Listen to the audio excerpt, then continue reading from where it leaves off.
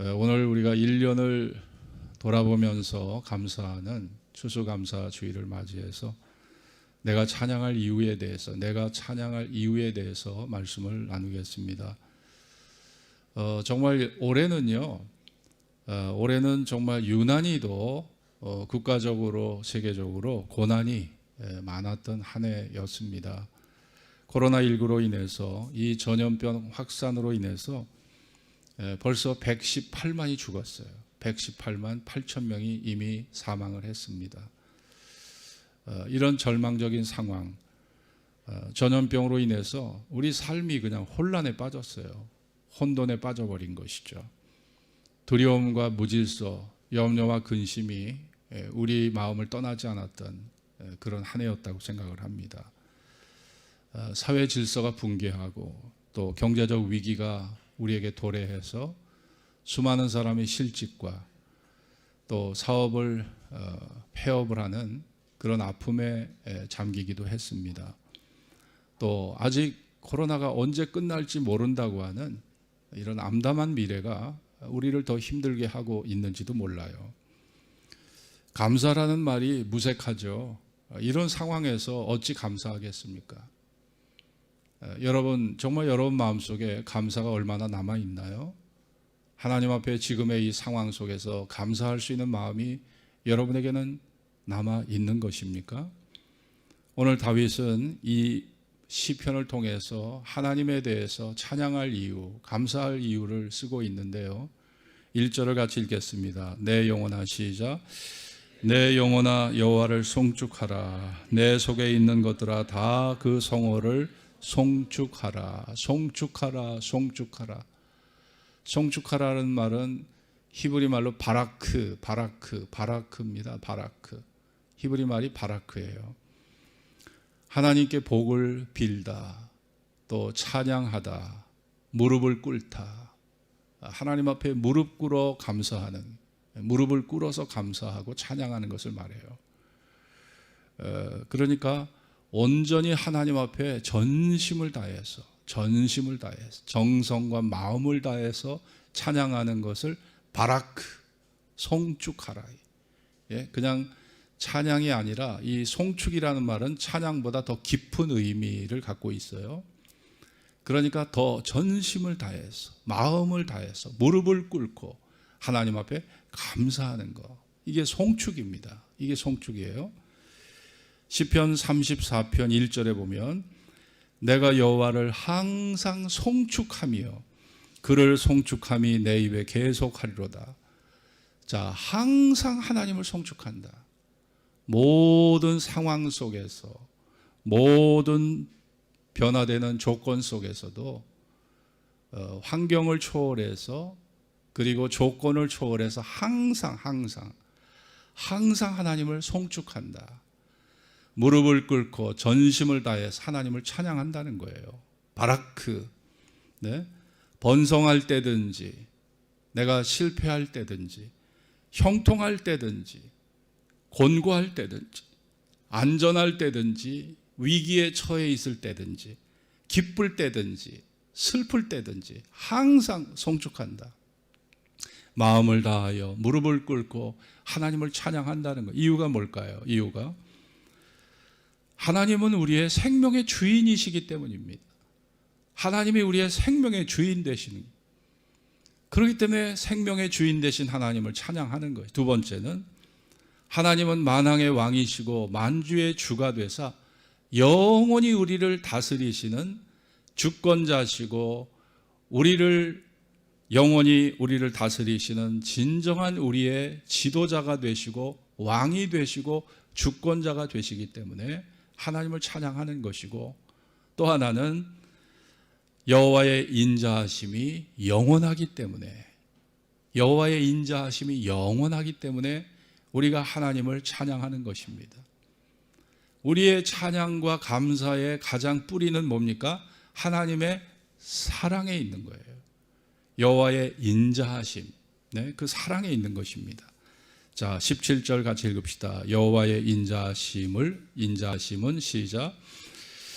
여호와의 인자하심은 자기를 경외하는 자에게 영원부터 영원까지 이르며 그의 의는 자손의 자손에게 미치리니 여호와의 인자하심은 자기를 경외하는 자에게 영원부터 영원까지 이른다.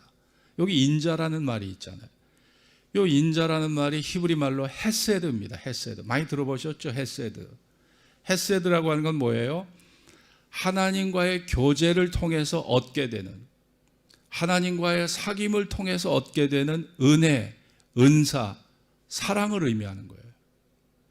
이게 신약적인 차원에서 보면 헤세드는요, 아가페라고 볼 수 있어요. 하나님의 아가페적 사랑. 물론 아가페적인 표현도 하나님의 사랑을 다 담을 수 없는 표현입니다. 하나님은 아가페 사랑 이상의 하나님이시죠. 그러니까 헤세드라는 것은 이런 아가페의 사랑과 견줄 수 있는, 네, 그런 사랑을 말하는 거예요. 자, 시편 63편 3절에 보면 같이 한번 찾아서 읽어보실까요? 시편 63편 3절을 같이 한번 찾아봅시다.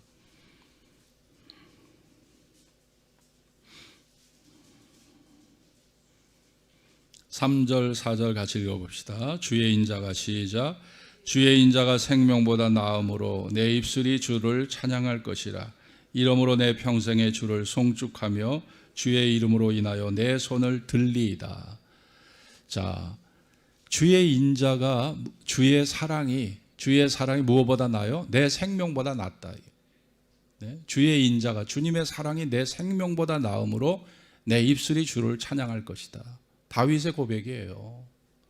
하나님의 사랑이 내 생명보다 낫다. 내 생명보다 낫다는 거예요.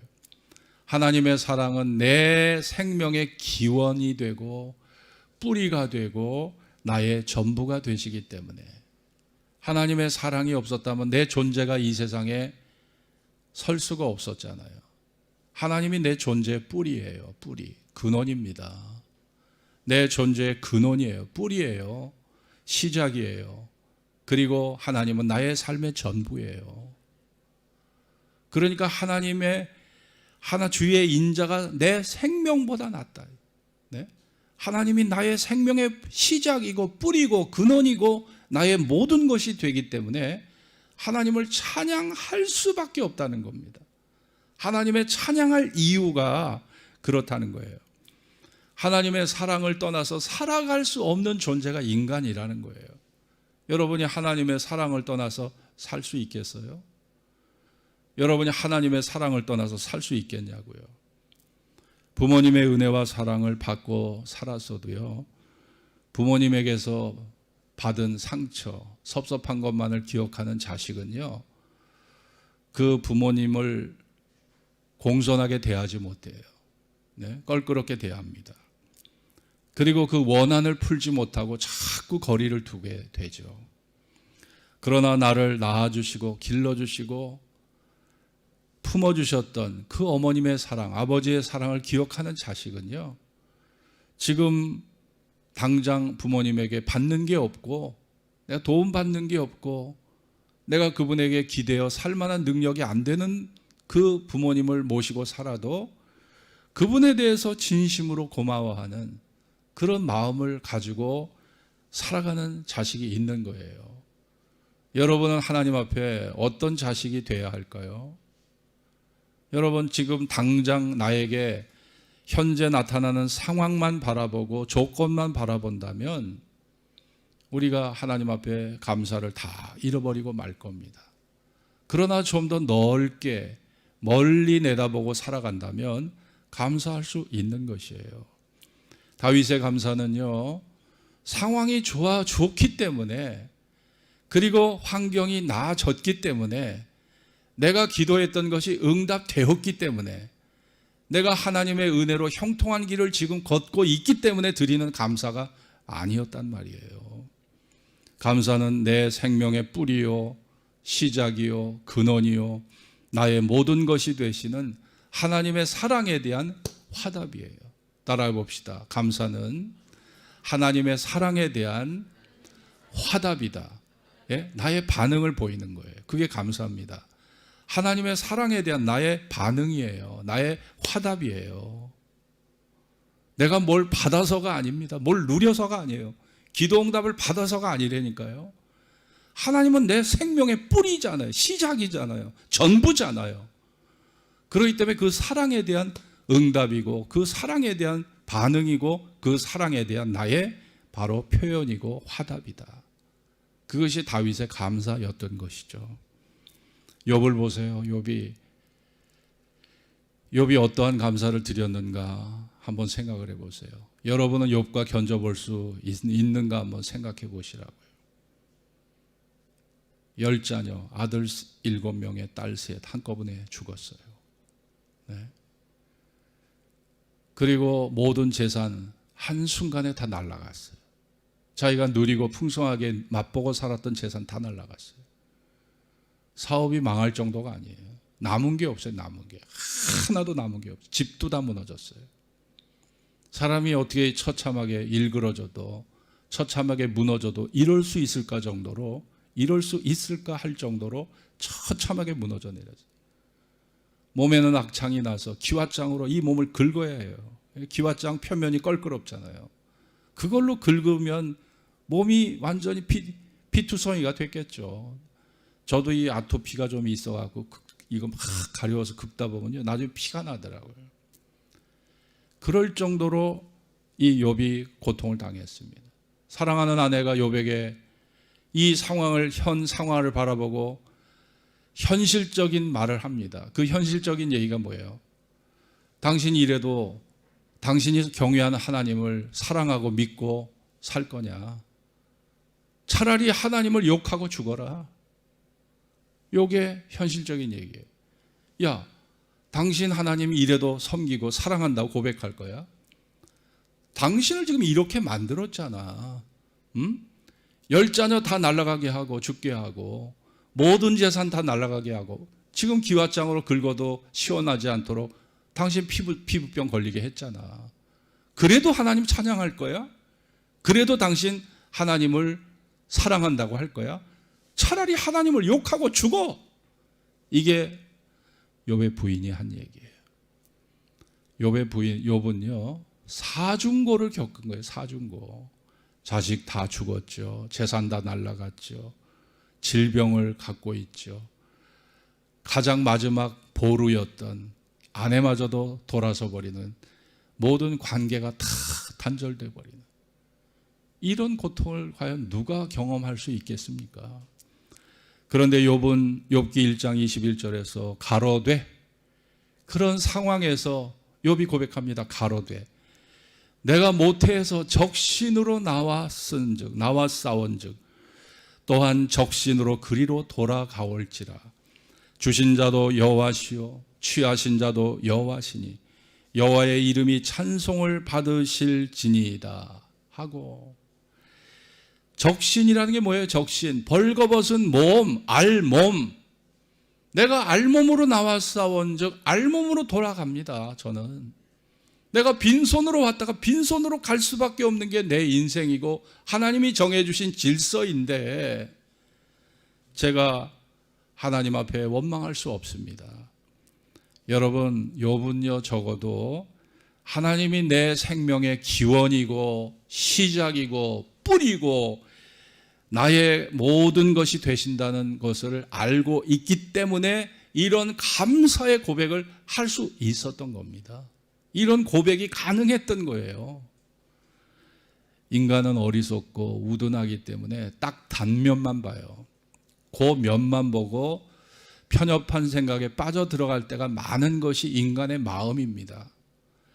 여러분, 사고와 질병 속에서 실패와 실직과 경제적 어려움 속에서 정말 심각한 문제에 직면했을 때 감사가 안 나와요. 안 나와. 지금 원망과 불평을 해도 내 마음이 시원치가 않은데 거기다 대고 감사하라고 해보세요. 딱이 맞습니다. 그 사람한테. 욕먹어요. 야, 너 같으면 감사할 수 있어? 너 같으면 이런 상황에서 네가 하나님 앞에 찬양할 수가 있겠어? 너부터 해봐. 당장 그런 말 나오겠죠. 그러지 않겠습니까? 욥의 고백은요 하나님의 주권을 인정했습니다. 하나님이 나를 영원히 다스리시고 그분이 내 생명의 주인 되시고 나는 그분 앞에 돌아갈 수밖에 없는 존재고 내 생명의 뿌리가 되시는 분이기 때문에 그분을 원망하거나 불평하지 않고 그에게 이런 감사를 찬송을 드렸습니다. 여호와의 이름이 찬송을 받으실지라. 자, 따라해 봅시다. 여호와의 이름이 찬송을 받으실지라. 네, 여호와의 이름이 찬송을 받으셔야 된다.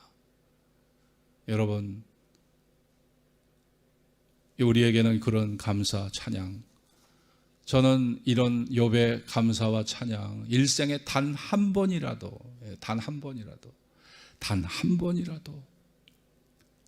이렇게 욥의 감사와 찬양을 배웠으면 해요. 단 한 번이라도 제 마음속에 이런 감사를 담아봤으면 해요. 제 소원입니다. 시편 103편 2절에 보면 같이 읽어보실까요? 내 영혼아 시작. 내 영혼아 여호와를 송축하며 그 모든 은택을 잊지 말지어다. 감사와 찬양을 가로막는 게 뭐예요? 그 하나님의 은택을 잊어버리는 거예요. 은택, 은혜를 잃어버리는 거. 이 잊지 말진이다. 여기서 잊는다는 말 자체가 히브리 말로 샤카흐입니다. 샤카흐. 이 샤카흐라고 하는 것은 단순히 기억을 못하는 게 아니에요. 단순히 기억을 못하는 게 아니라 의도적으로 하나님의 선하심을 무시하는 겁니다. 우리 마음에 악심이 가득하고요, 심술과 고집과 악의가 가득하면은 뻔히 보이는데도 불구하고 하나님의 선하심을 완전히 그냥 뭉개버린다는 거예요. 선하심을 그냥 무시해버린다는 거예요. 네? 하나님이 나에게 해준 게 뭐야? 내가 하나님 앞에 받은 게 있어야 감사하지. 예? 내가 지금 당장 눈앞에 보이는 이런 어려움만 보고 이런 소리를 하는 거예요. 하나님의 선하심을 아예 뭉개버리는 거예요. 뭉개버리는 거예요. 내 감정이요, 악의로 가득 차고 내가 부정적인 상황 속에서 여러 가지 막 번민과 갈등과 마음속에 여러 가지 두려움이 막 종합해서 내 마음의 생각과 마음을 들끓어버리면 사람이 이렇게 돼버리는 거예요. 그럴 수 있는 겁니다. 여러분, 저는 철없던 어린 시절에 제가 우리 아버님은 뭐 돈 한 푼 남겨준 것이 없어요. 100만 원 한 장, 네? 만 원짜리 한 장, 아니 10만 원, 만 원도 남겨주시질 않았어요. 그 제가 철없던 시절에 아니 우리 부모님이 나한테 해준 게 뭐야? 해준 게 뭐야? 아버지가 나한테 해준 게 뭐야? 가난밖에 물려주지 않았잖아. 그렇게 제가 부모님을 그렇게 생각한 적이 있었어요. 그런데 제가 나이를 먹고 보니까 정말 가장 중요한 것은 부모님이 나를 낳아주셨잖아요. 어려운 환경에서 그 6.25 동란, 그 전쟁 이후에 그 어려운 극한 가난 시대 속에서 먹이고 키워주셨잖아요. 그리고 사랑으로 품어주셨잖아요. 저 여기 손가락, 발가락 하나 다친 데 없어요. 우리 아이들 길러보세요. 애들은요, 어른들 눈만 이렇게 고개만 돌아가도 사고칩니다. 네, 사고쳐요. 저희 효자동 집은요, 계단이 많았거든요. 계단도 많았고 한옥집이 되게 위험해요. 그런데 제가 보니까 이 손가락, 발가락 하나 다친 게 없어요. 이게 제 자신의 신중함과 침착함에 있었던 게 아니라 부모님의 돌보심에 있었던 거거든요. 그래서 제가 너무 철없는 말을 제 마음으로 입술로 뇌까렸던 것을 저는 굉장히 후회했어요. 우리 어머니 아버지가 나를 품고 사랑해 주신 그 하나만으로도 저는 평생 감사했어야 한 거예요. 근데 저는 그거를 미처 몰랐어요. 그리고 철없던 시절에 그런 불평 어린 말들을 뇌까리면서 제 스스로가 제 존재 앞에 너무나 죄를 지었던 것이죠. 여러분, 다윗은 하나님의 주신 은혜를 생각하면서 왜 내가 하나님을 송축해야 돼? 바라크, 전심을 다해 무릎을 꿇고 왜 찬양해야 되는지의 이유를 설명하고 있는 것입니다. 3절을 같이 읽어보실까요? 3절, 저가 시작. 저가 내 모든 죄악을 사하시며 내 병을 고치시며. 자, 사주의 은총을 감사했습니다. 인간의 존재를 보세요. 한없이 모순과 부조리가 가득해요. 남의 죄는 철저하게 지적하고 비판하면서 자기에 대해서는 관대하기 짝이 없는 게 인간이에요. 내로남불이라는 말이 신조어잖아요. 신조어. 네? 내가 하면 로맨스고 남이 하면은 불륜이고 내로남불, 이게 신조어입니다. 이게 편리한 우리의 사고예요. 대부분 우리가 이렇게 삽니다. 여러분, 그런 모순과 부조리의 극치 내 자신, 허물과 머리카락보다 더 많은 내 자신, 그게 내 자신이라는 거예요.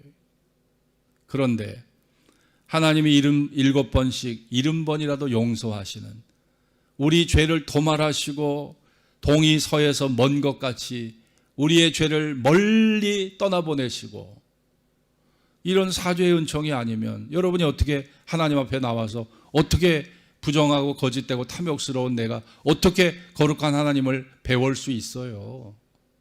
어떻게 그분을 사랑한다고 내가 말할 수 있냐고요?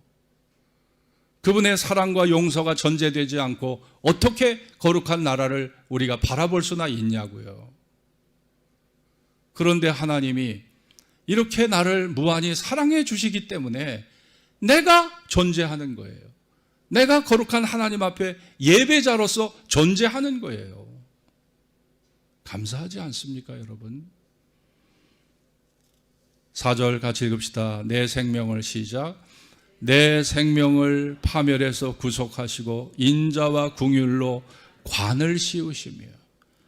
내 생명을 파멸해서 죄의 권세, 죽음의 권세, 지옥의 권세, 사단의 권세에서 구속하셨다.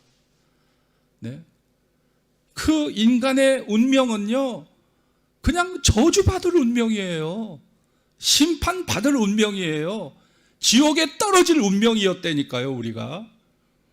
그런데 주님의 핏값으로 나를 사주셨잖아요. 운명이 바뀌게 했잖아요. 우리의 미래가 희망적 미래가 되도록 주님께서 변화시켜 주셨잖아요.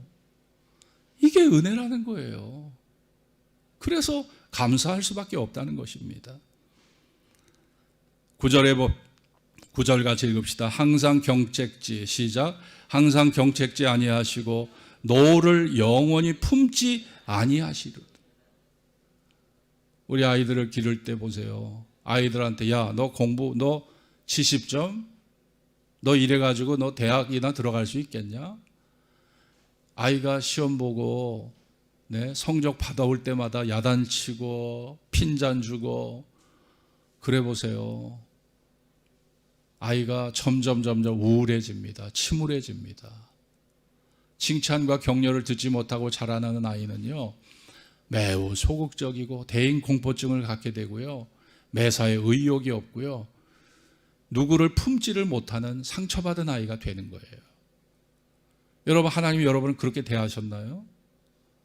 우리가 죄 지을 때마다 야, 너 또 되졌구나. 내가 너한테 그렇게 좋은 말로 일러주는데도 또 실수하고 또 넘어지고 또 반복적으로 죄를 짓고, 야, 참 내가 정말 감당하기 어렵다. 내가 너라는 존재를 내가 받아주기 어렵다. 하나님이 여러분에게 그러셨나요? 여러분에게 하나님이 네 존재가 나에게 정말 너무나 나에게 짐이다, 짐이야. 짐이야. 네 존재가 태어난 것부터가 짐이다. 하나님이 그러셨냐고요. 하나님은 여러분의 존재를 있는 그대로 받아주셨잖아요. 잘났든 못났든, 사람들에게 인정을 받든 인정을 못 받든 여러분의 존재를 있는 그대로 받아주시잖아요. 그게 하나님의 사랑입니다. 우리를 때로 정죄하시고 우리를 호되게 야단치실 때가 있지만 노를 영원히 품지 않으신 하나님의 용서와 사랑이 우리를 결국은 품으신다는 거예요. 왜 그렇습니까? 하나님은 우리의 약함을 아시기 때문에, 우리의 약함을 아시기 때문에. 자, 13절 14절 같이 읽읍시다. 13절부터 15절까지 아비가, 시작. 아비가 자식을 불쌍히 여김 같이 여호와께 자기를 경외하는 자를 불쌍히 여기시나니 이는 저가 우리의 체리를 아시며 우리가 진토임을 기억하심이로다. 인생은 그날이 풀과 같으며 그 영화가 들의 꽃과 같도다. 16절. 그것은 바람이 지나가면 없어지나니 그곳이 다시 알지 못하거니와. 여러분, 하나님은요, 우리가 진토임을 기억하신다는 거예요. 우리가 얼마나 약한 존재인가를 알고 계시다는 겁니다. 그렇기 때문에 하나님이 우리를 아비가 자식을 불쌍히 여김같이 불쌍히 여기신다는 거예요. 우리가 찬양할 이유, 감사할 이유, 바라크, 하나님을 송축할 이유가 어디 있습니까? 바로 헤세드에 있는 겁니다. 하나님의 사랑에 있는 거예요. 하나님의 인자하심, 그 사랑에 있는 겁니다. 그래서 우리 성도의 감사의 뿌리는요, 하나님의 영원한 사랑이에요. 헤세드, 하나님의 인자하심, 그 영원한 사랑이 우리의 감사의 뿌리입니다. 존재의 뿌리입니다. 이동원 목사님, 지구촌 교회 원로 목사님이신데 그분의 아들이 이범 집사님이에요. 그런데 그분이 얼마 전에 10월 중순경에 죽으셨어요. 돌아가셨어요. 이분은 1978년생입니다. 43세밖에 안 됐어요. 경기도 수원 출신인데 지구촌 이동원 목사님 원로 목사의 둘째 아들이에요. 이범 집사인데 토마스 우튼 고등학교 미국에서 나오고 미국의 명문 메릴랜드 대학의 철학과를 졸업했어요. 한동대학 로스쿨과 미국의 USC 서부의 명문 대학이죠. 거기 로스쿨을 수석으로, 대학을요, 법과대학을요 수석으로 졸업했어요. 로스쿨을요. 미국의 국제 변호사 자격을 획득했어요. 그러니까 아주 명석한 그런 아들입니다. 한동대를 다니면서 로스쿨 재학 중에 아내 고유현 자매를 만나서 이재성이라는 아들을 9살 난 아들을 뒀거든요. 근데 올해 2월 달에 2020년 2월 달에 대장암 수술을 받았어요. 근데 투병을 하다가 10월 초순입니다. 중순이 아니라 10월 초순, 10월 8일 날 43세로 세상을 떠나버린 거예요. 아니 뭐 다른 사람도 아니고 목사 아들이 중년의 나이에 이렇게 가버린다는 것은 세상 사람들의 눈에는 야, 그 뭐 하나님 믿는 너희들 복 받는 줄 알았더니 야 복이 아니라 야 저주에 처해졌는구나. 도대체 너희들이 믿는 하나님의 능력은 어디 있고 기도의 능력은 어디 있고 너희들의 하나님의 사랑은 도대체 어디 있느냐. 아마 그렇게 많은 사람들은 말할지도 몰라요.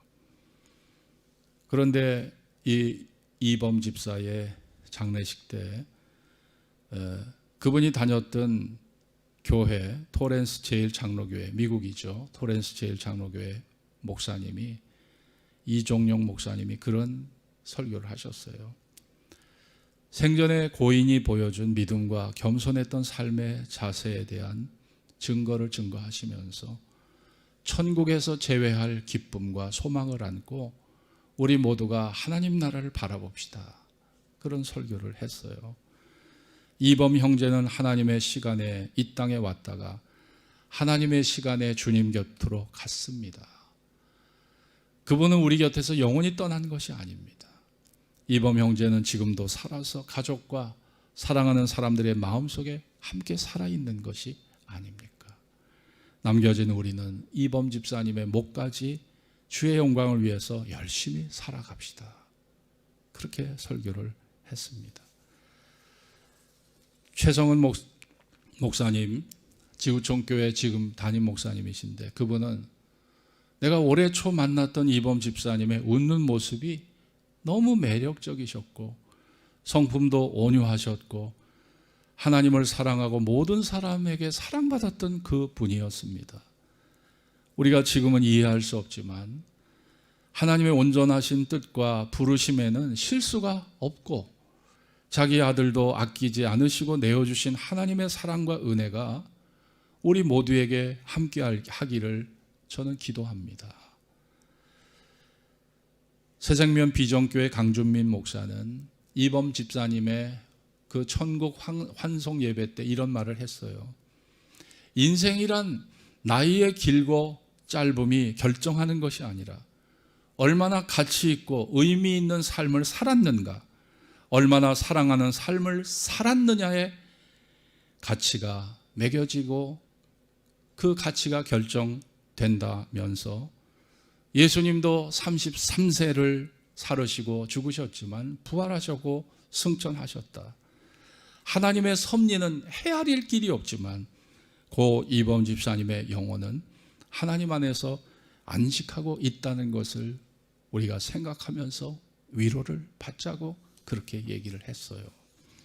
여러분, 정말 지구촌교회 원로 목사님의 부모 그 아버지 마음이 어떠했을까요? 어머니의 마음이 어떠했을까요?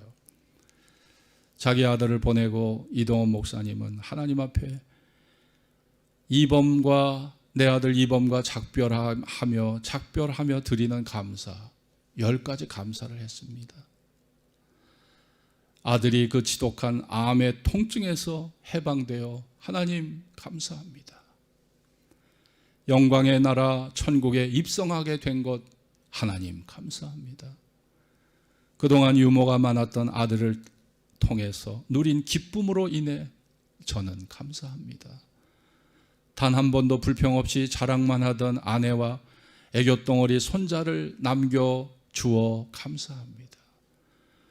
어려서 게임을 좋아하던 우리 아들 게임 변호사가 된 것 감사합니다.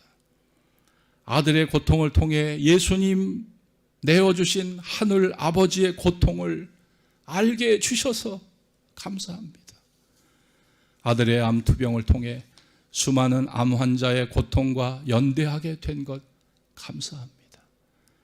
또한 자식을 먼저 떠나보낸 수많은 부모들의 고통과 연대하게 된 것 감사합니다. 아들의 치유를 위해 기도한 수많은 중보 기도자들과 한 지체가 된 것 감사합니다. 아들이 간 천국을 더 가까이 소망하게 되어 저는 감사합니다. 2020년 10월 가을 하늘에서 아들 펌을 천국으로 보내는 목사 아빠 이동원, 이것이 이동원 목사가 드린 10가지 감사예요. 목사라고 해서 사고와 질병과 문제 앞에서 작아지지 않을 목사가 누가 있겠습니까? 목사라고 해서 믿음 좋다고 해서 모든 고통과 사고와 질병에서 다 상처받지 않고 초월해서 살 수 있는 사람은 이 세상에 없는 거예요. 없는 것입니다. 그러나 그 상처를 원망으로 풀어가고 그 상처를 불평으로 풀어가고 그 상처를 사람들과 배척하면서 풀어가는 하나님을 불신하면서 풀어가는 그런 사람들이 많은데 그 절망의 불행을 믿음으로 풀어가고 감사로 풀어갈 수 있다는 거, 이거 얼마나 위대한 신앙인가요? 이게 얼마나 위대한 신앙입니까? 우리가 단 한 번이라도 그런 감사를, 그 욥과 같은 감사를, 이동원 목사님과 같은 감사를 단 한 번이라도 내 가슴에 품고 살고 싶지 않으신가요? 단 한 번이라도 그것이 여러분의 마음의 소원이 되셨으면 좋겠어요. 사랑하는 성도 여러분, 여러분은 지금 내가 겪는 모든 상황 속에서 감사할 수 있으신가요? 여러분은 마음속에 감사할 준비가 되어 있는가요? 번성할 때나 실패할 때나, 형통할 때나 곤고할 때나, 안전할 때나 위험에 처해질 때나, 기쁠 때나 슬플 때나, 기도응답을 받을 때나 기도응답을 외면당할 때나 여러분은 감사할 수 있으신가요? 어떤 상황, 어떤 형편에서든지 나는 하나님 앞에 감사로 무장할 수 있는가요? 우리는 우리의 마음의 감사를 확장시켜 가야 합니다. 감사의 마음을 확장시켜 가야 돼요. 감사의 지경이 넓어지는 것은 내 마음의 천국이 커지는 거예요. 내 마음의 감사가 줄어들고 감사의 지경이 좁혀진다는 것은 내 마음의 천국이 사라지는 것입니다. 감사의 넓이와 깊이가 더해지도록 우리의 믿음을 더 아름답게 세워가야 합니다. 우리의 감사의 뿌리는 헤세드에 있어요. 하나님의 영원한 그 인자하심, 하나님의 영원한 사랑이 우리의 감사의 뿌리입니다. 상황과 관계없이, 어떤 처지와 관계없이 영원히 나를 사랑하시고 그 독생자를 내어 주시기까지 우리를 사랑하시는 그 영원한 사랑이 우리의 감사의 뿌리요, 근원이요, 시작이요, 전부라고 말할 수 있는 거예요. 여러분의 감사의 뿌리는 무엇인가요? 여러분의 감사의 기준은 도대체 무엇입니까? 여러분이 내 만족과 행복에 감사의 기준을 두고 계시다면 상황에 따라 여러분의 감사는요, 널뛰기를 하고 여러분의 감사는 춤을 추게 될 거예요.